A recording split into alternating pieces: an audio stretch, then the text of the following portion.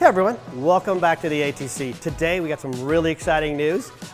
We just received our brand new Dell HGX system, otherwise known as the XC9680. This solution is something we've been asked for over and over again for the last couple of months, and it finally arrived in. It'll be a part of our brand new Dell validated design for generative AI with NVIDIA. Let's take a look at what we have behind this in this box.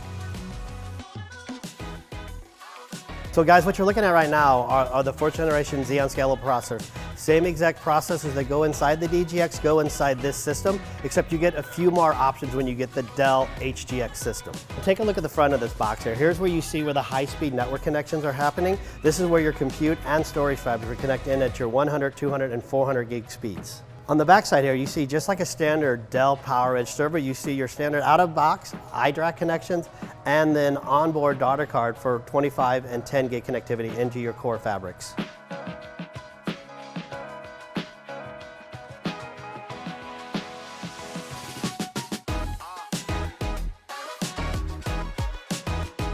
So there you have it.